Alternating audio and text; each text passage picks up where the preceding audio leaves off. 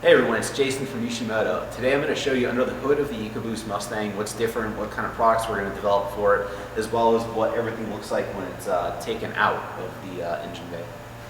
You see under the hood of our EcoBoost Mustang, there's a lot of room to work under the hood. You see we have the radiator is missing, so it kind of gives you a little hint on what we're developing for it. I'll show you a few more key items under the hood in case you're not sure of how it works. You know, you V8 guys want to get into a turbo 4-cylinder and you're not quite sure about how to make the jump yet. I'll show you kind of like what goes where and what we're developing for it so far. Taking a look at the turbo on the EcoBoost Mustang, it's a Garrett Honeywell design turbo. Looks to be about similar in size to the turbo on the 2015 WRX, also made by Honeywell. The turbo is very easy to get to. There's 4 bolts that bolt it to the cylinder head, which the cylinder head has an integrated exhaust manifold with exhaust runners that dump into the turbo to make things a little bit easier and more compact, spool the turbo up a little bit quicker.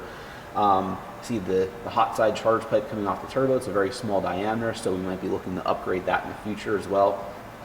Downpipe O2 sensors are all very easy to get to.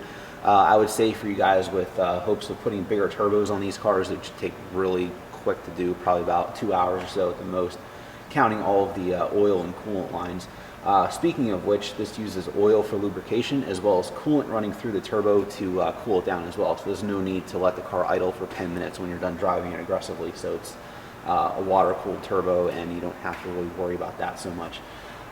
This pipe here is a coolant crossover pipe that goes from the back of the cylinder head back to the radiator as well. You can see this little cap is an air bleed, which makes bleeding the air out of your cooling system a lot easier. The coolant expansion tank isn't this far back on the car. You kind of notice how it's a little bit far back towards the engine, but it's usually located up here on the radiator. But since we have the radiator out for some development work, we tied the can back here so it doesn't fall and get coolant all over the place. Continuing under the hood of the EcoBoost Mustang, you see the air intake first. One interesting thing about this, it does not use a mass airflow sensor. It uses this is only an air intake temp sensor. This is speed density. It uses a manifold absolute pressure sensor and the RPM to deliver the right amount of fuel to the engine. So for you guys, your tuners, and you guys putting intakes on, it's not going to be as sensitive to different intakes as a mass airflow car is. Right here you see our dual catch can kit. There's a prototype that we're doing testing on right now to see how much oil collection that we get in both cans. Interesting fact is with this turbo engine, the most ideal setup is using 2 cans. One can is going to tie into the valve cover. The valve cover has an outlet here which goes into the turbo inlet hose, and this pulls out crankcase vapors from the top of the valve cover that get into the engine. Now the other one is the Pcv valve, which is under vacuum from the manifold. That is underneath the manifold on the engine block. It's a plastic baffle plate that's on the side of the block that has a tube that runs up to the bottom of the intake manifold, and that's where your Pcv valve is, and that's under vacuum when you close throttle or part throttle too, with no boost.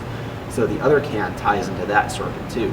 So we're going to have 2 catch cans and hopefully have quite a bit of buildup in both that we can show you guys in a few weeks as we drive and dyno test our Mustang. Back of the engine we have the direct injector pump. This takes fuel that comes from the primary fuel pump that's in the tank or close to the tank, comes up here, pressurizes it to very high PSI to run down into the direct injection.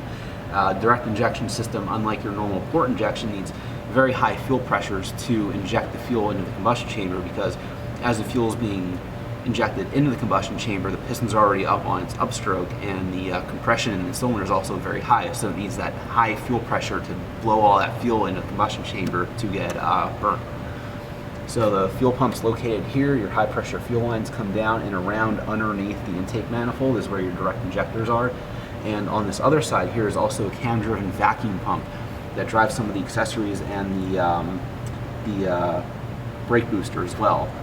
A lot of direct injected engines have an accessory vacuum pump, whether it's driven off the engine or it's electronic, like the WRX.